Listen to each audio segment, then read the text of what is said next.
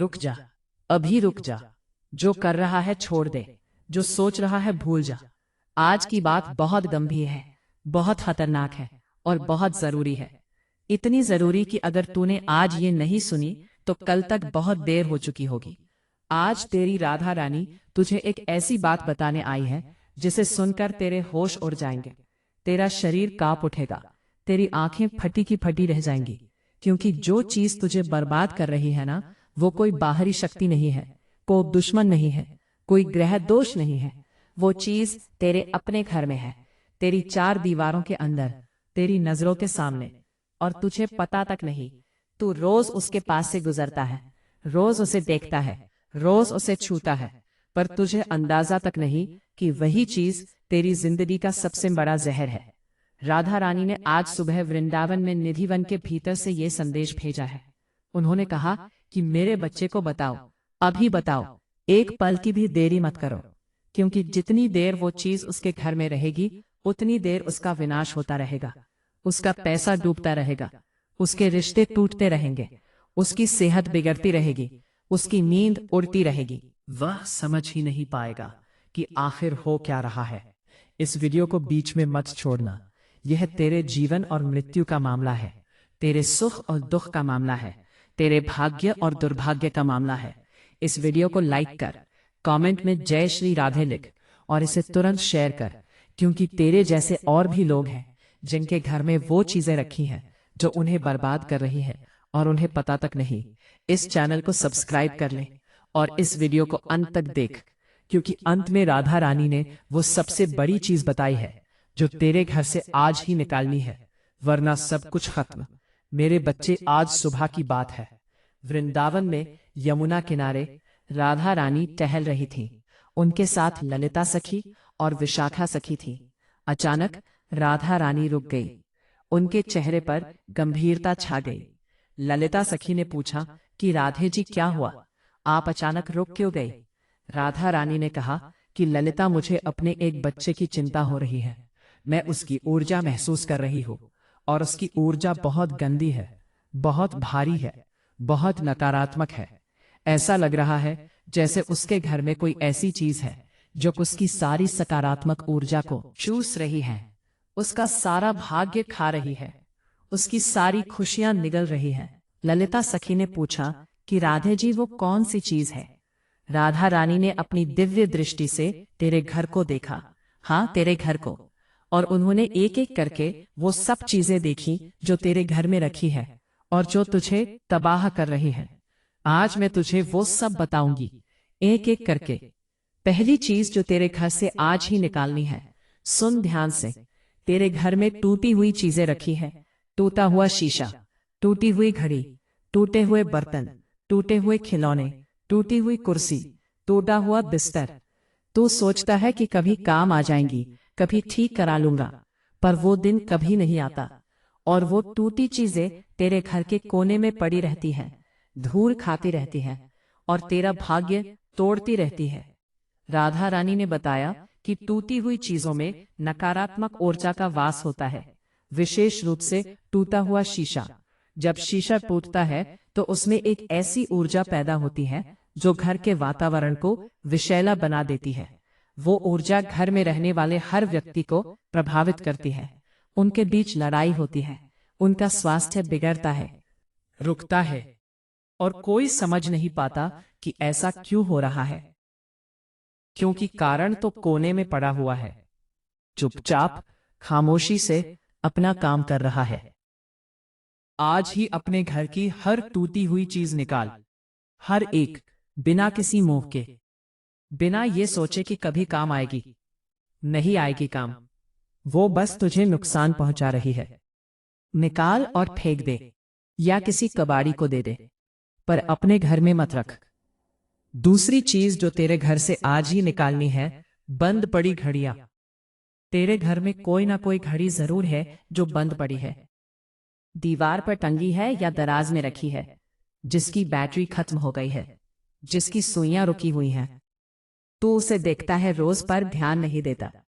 राधा रानी ने बताया कि बंद घड़ी बहुत खतरनाक होती है, क्योंकि घड़ी समय का प्रतीक है और जब घड़ी रुक जाती है तो तेरा समय भी रुक जाता है, तेरा भाग्य भी रुक जाता है, तेरी तरक्की भी रुक जाती है।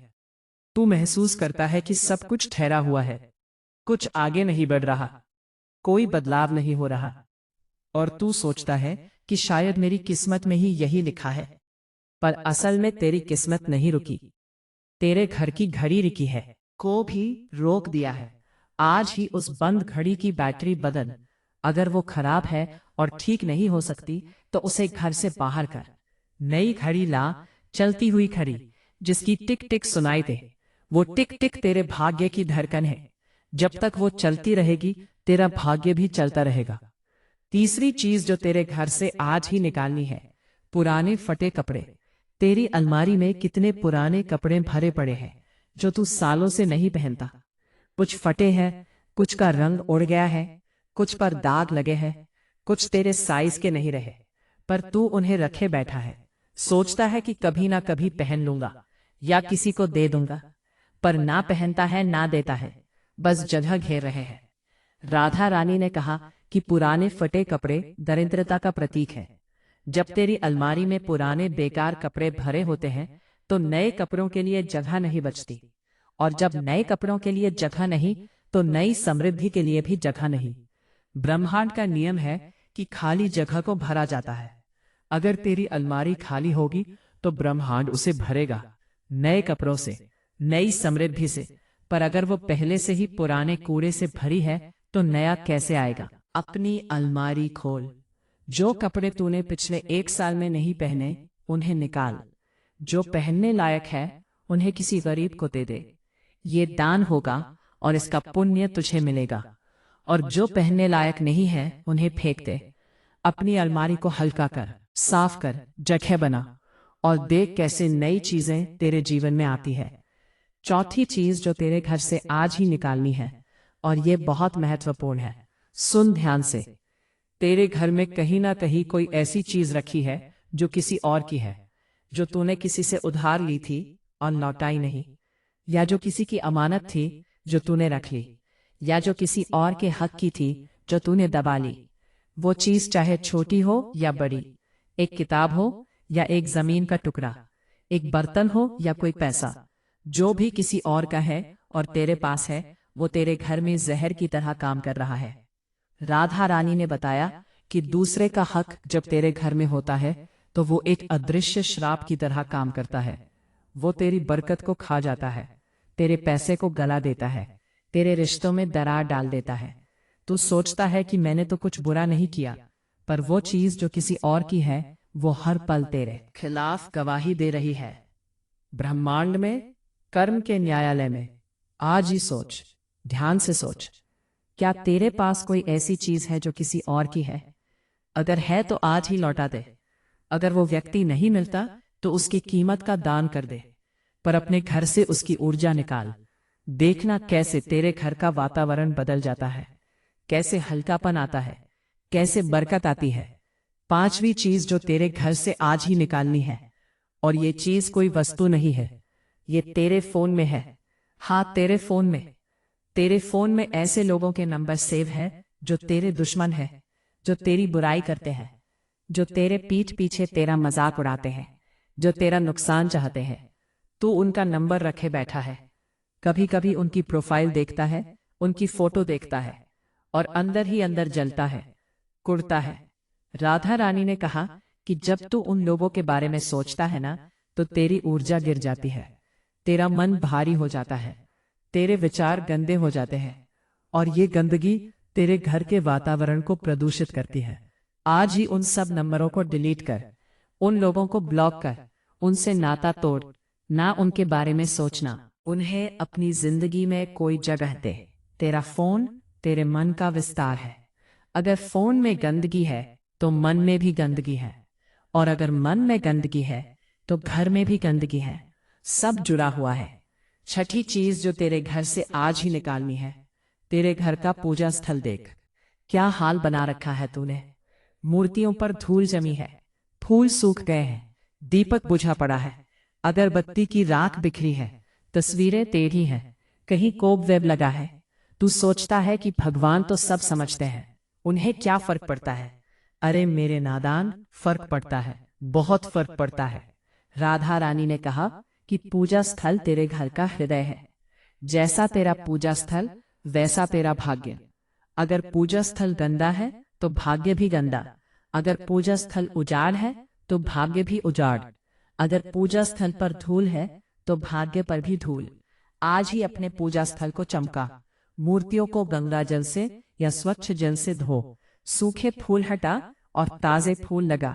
दीपक जला, अगरबत्ती लगा, सब कुछ व्यवस्थित कर और राधा रानी की तस्वीर के सामने बैठकर बोल कि राधे, आज से तेरा यह मंदिर हमेशा चमकता रहेगा। मुस्कुराएंगी और उनकी उस मुस्कान में तेरा सौभाग्य छुपा होगा।